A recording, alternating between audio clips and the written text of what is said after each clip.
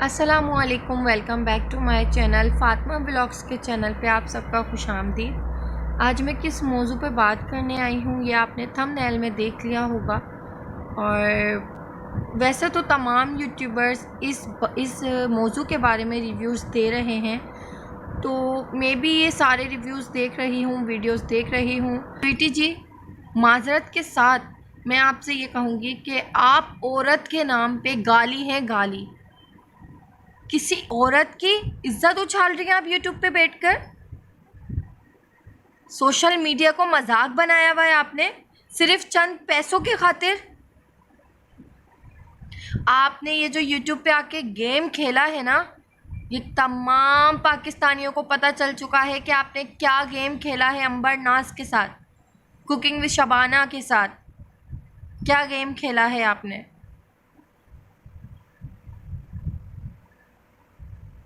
आप लोगों ने अपनी असलियत दिखाई दी कि आप बड़े ही बेगैरत लोग हो। औरतों की इज्जत करना नहीं जानते आप लोग। अपने कंटेंट के लिए उसकी दूसरी शादी करवाई, अपने कंटेंट के लिए उससे निकाह किया। इज्जतों के साथ आप खेली हैं, शबाना आंटी नहीं खेली, आप खेली हैं।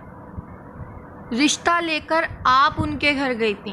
वैसे तो मेरा ये पर्सनल मैटर नहीं है, ये आप लोगों का पर्सनल मैटर है, लेकिन इस मौजू पे बात करना इसलिए ज़रूरी हो गया है क्योंकि अब बात आ गई है औरत की, अब बात आ गई है एक लड़की की। और हम सब जो गैरतमंद लड़कियां हैं, जो गैरतमंद औरतें हैं, वो हम सब आवाज़ उठाएंगे आप लोगों के ख़िलाफ़। मैं आवाज़ उठाऊंगी हर वो गलत इंसान के लिए जो यूट्यूब पे आके गंदगी फैला रहा है। पहली बात तो ये है स्वीटी जी, आपको इज्जत ही रास नहीं आई। आपको शबाना आंटी की इज्जत रास नहीं आई, क्योंकि जिस तरीके से उन्होंने आप लोगों की इज्जत करी थी ना, वो आप लोगों को हज़म ही नहीं हुई। 3 दिन हॉस्पिटल में जाके आप लोगों ने मोशन के ज़रिए वो इज्जत निकाल दी। और दूसरी बात, आप शबाना आंटी को कहती हैं कि वो काला जादू करती हैं। अब अपने अंदर तो झांक के देखिए कि आप क्या चीज़ हैं। जब आप बात करती हैं तो ऐसा लगता है कि कोई स्ट्रिप लेके बैठी हैं और उस स्ट्रिप को पढ़ रही हैं। आपकी बात में थोड़ी सी भी सच्चाई नज़र नहीं आती। फिर उसके बाद आप खुदा का कलमा पढ़ती हैं, माँ बाप की कस्में खाती हैं।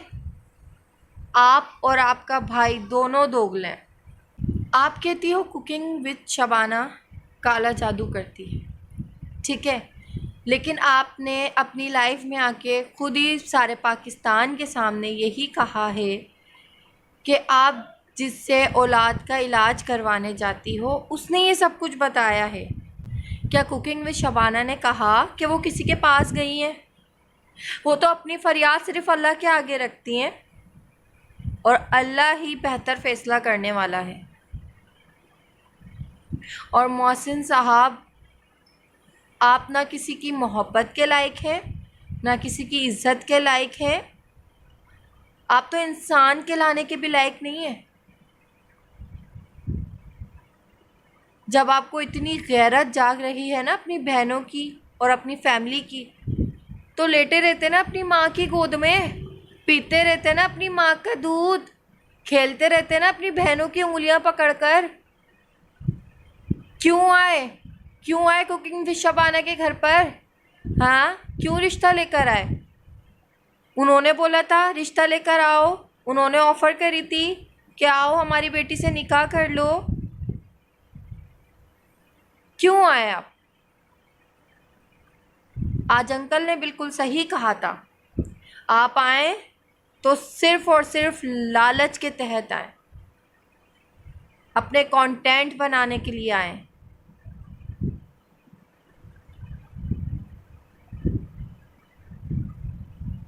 शर्म आनी चाहिए। भले आप लोग यूट्यूब पे कामयाब हो जाएं, भले आप लोगों को कंटेंट मिल जाए, लेकिन ऐसी बेगर्ती और ऐसी बेइज्जती की रोज़ी पे ना लत। ऐसे पैसे का क्या करेंगे आप लोग जिसमें इज्जत ही नहीं होगी। बस आज के टॉपिक पे मैं यही कहना चाहूँगी, क्योंकि मेरे समझ में ही नहीं आ रहा कि मैं और क्या बात करूँ। आप कह रही थी ना शलवारें उतर जाएंगी, तो स्वीटी जी खुदा के कहर से डरिए, खुदा के कहर से। कहीं ऐसा नहीं हो कि आप लोगों की शलवारें उतर जाएं। तो शलवारें उतरने से पहले घर में किसी कोने में छुप के बैठ जाइए।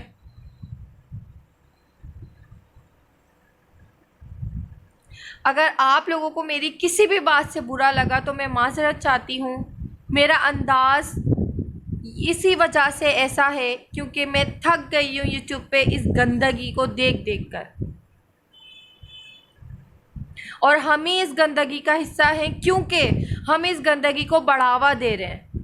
बजाय इस गंदगी को साफ़ करने के, इस गंदगी को बढ़ावा दे रहे हैं।